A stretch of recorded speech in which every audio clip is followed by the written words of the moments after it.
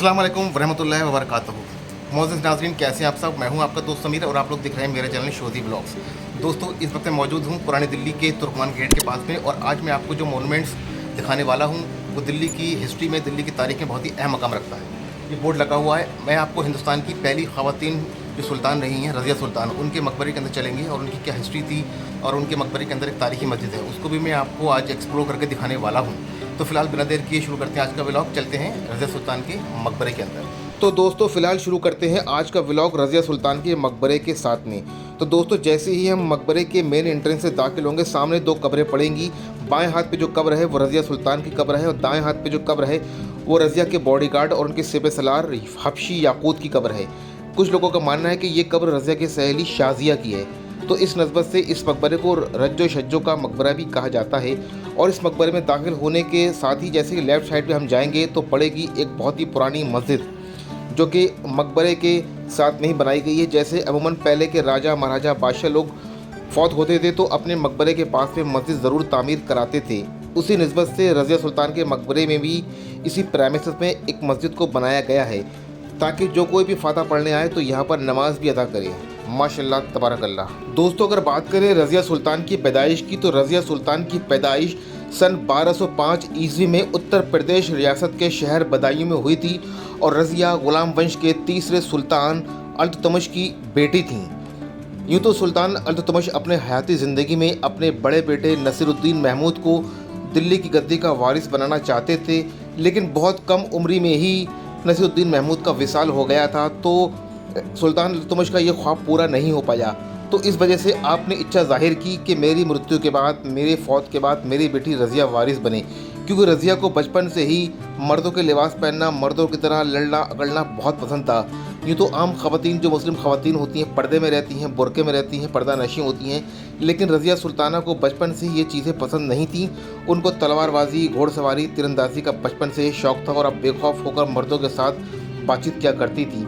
तो ये अदा आपके जो वालिद थे सुल्तान अल्तुतमिश, उनको बहुत पसंद आई, तो उन्होंने पहले से ही मुकर्रर कर दिया था कि रज़िया सुल्तान को मेरी गद्दी का, दिल्ली का वारिस बनाया जाएगा।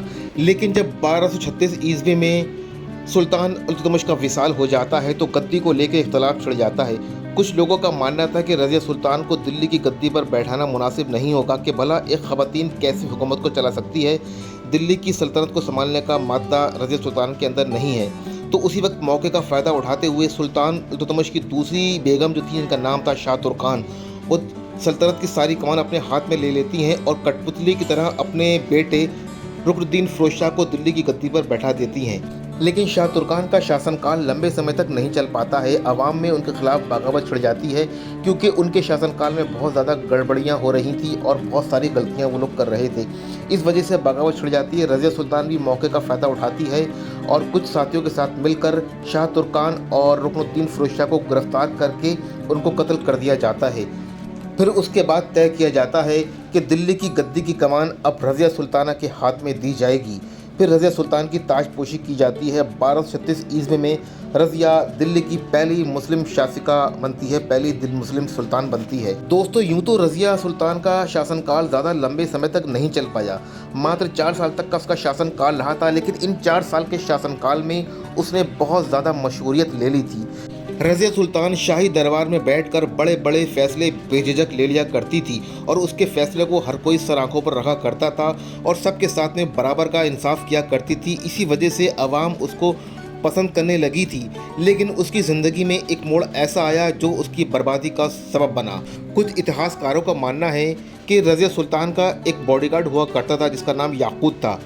रज़िया सुल्तान को अपने बॉडीगार्ड याकूत से इश्क हो जाता है, लेकिन आवाम को ये बात नागवार गुजरती है क्योंकि जो रज़िया सुल्तान थी वो तुर्क बरादरी से ताल्लुक़ रखती थी और जो याकूत था वो एक हबशी ग़ुलाम था। इस वजह से आवाम का गुस्सा फूट पड़ता है और तमाम सूबेदार बगावत पर उतर आते हैं। इसी बात का फ़ायदा उठाते हुए बठिंडा के जो एक सूबेदार थे, एक गवर्नर थे जिनका नाम था मलिक इफ्तिखारुद्दीन अल्तूनिया, वो भी तमाम सूबेदारों के साथ मिलकर बगावत कर देते हैं और रज़िया सुल्तान के ख़िलाफ़ जंग छेड़ देते हैं। घमासान की लड़ाई होती है और उस जंग के अंदर रज़िया सुल्तान हार जाती है और याकूत मारा जाता है। रज़िया सुल्तान को बंदी बना लिया जाता है और उनके सामने पेशकश की जाती है कि अगर बचना चाहती हो तो मलिक इफ्तिखारुद्दीन से निकाह कर लो। अपनी जान बचाने की एवज में रज़िया सुल्तान मलिक इफ्तिखारुद्दीन से निकाह कर लेती हैं और दिल्ली की गद्दी पर मलिक इफ्तिखारुद्दीन का भी हिस्सा हो जाता है। लेकिन दूसरी तरफ रज़िया सुल्तान का एक सौतेला भाई था जिसका नाम बैरम शाह था, वो भी बगावत कर देता है और एक बड़ी फौज तैयार करके रज़िया सुल्तान और मलिक इफ्तिखारुद्दीन के खिलाफ जंग छेड़ देता है। दोनों फौजों के दरमियान घमासान की लड़ाई होती है और इस लड़ाई के अंदर मलिक इफ्तिखारुद्दीन अल्तुनिया और रज़िया सुल्तान की हार होती है। फिर रज़िया सुल्तान और मलिक इफ्तिखारुद्दीन अल्तुनिया को जान बचाने के लिए यहाँ से भागना पड़ता है अपनी छोटी सी फौज की टुकड़ी के साथ, लेकिन रास्ते में ही उनकी फौज उनका साथ छोड़ देती है और मलिक इफ्तिखारुद्दीन और रज़िया सुल्तान अकेले रह जाते हैं। हरियाणा के कैथल पहुंचते ही वहां पर उन लोगों को डाकू घेर लेते हैं और दोनों को बेरहमी से कत्ल कर देते हैं और जितना भी माल-ओ-ज़र था सब लूट लिया जाता है। फिर हरियाणा के कैथल में ही रज़िया सुल्तान और मलिक इफ्तिखारुद्दीन को मदफन किया जाता है। कुछ इतिहासकारों का मानना है कि रज़िया सुल्तान की जो कब्र है वो राजस्थान के टोंक ज़िले में है और कुछ इतिहासकारों का मानना है कि रज़िया सुल्तान की जो कब्र थी वो हरियाणा के कैथल ज़िले में थी। रज़िया सुल्तान के मौत के कुछ दिन बाद ही उसके सौतेले भाई बैरम शाह ने रज़िया की कब्र को कैथल से दिल्ली मुंतकिल कर दिया था रज़िया की वसीयत के मुताबिक, क्योंकि रज़िया ने पहले से ही वसीयत दे दी थी कि मेरी मौत के बाद, मेरे विसाल के बाद मेरी मैयत को इस जगह दफनाया जाए और इस जगह मेरा मकबरा बनाया जाए। जी हाँ, जिस जगह रज़िया सुल्ताना की कब्र है वो जगह है बुलबुली खाना, जो कि पुरानी दिल्ली के तुर्कमान गेट इलाके में वाक़ई है। दोस्तों, अगर बात करें रज़िया सुल्तान के शासनकाल की, तो रज़िया सुल्तान ने 10 नवंबर 1236 ईस्वी से 14 अक्टूबर सन 1240 ईस्वी तक शासन किया दिल्ली सल्तनत पर। इस 4 साल के शासनकाल में उसने बहुत कुछ देखा और उसकी ज़िंदगी कंट्रोवर्सी से घिरी रही, लेकिन उसने इस 4 साल के शासनकाल में बहुत से लोगों का दिल भी जीता। इतने बड़े फैसले, बेझिझक फैसले किए, मर्दों की तरह फैसले लेना, मर्दों की तरह घुड़सवारी करना, तलवारबाजी, तीरंदाजी करना उसको बहुत शौक़ था और शुरू से ही उसको राजनीति में, उसको पॉलिटिक्स में, राज दरबार में बैठने की बहुत ही दिलचस्पी थी। पर अफसोस कि वो दिल्ली सल्तनत को ज़्यादा लंबे समय तक नहीं चला सकी। तो अल्लाह सुब्हान व तआला से दुआ है कि अल्लाह रज़िया सुल्तान की रूह को सुकून दे, उसकी मग़फ़िरत फरमाए और उसकी ज़िंदगी भर के गुनाह कबीरा सगीरा को माफ़ फरमाए।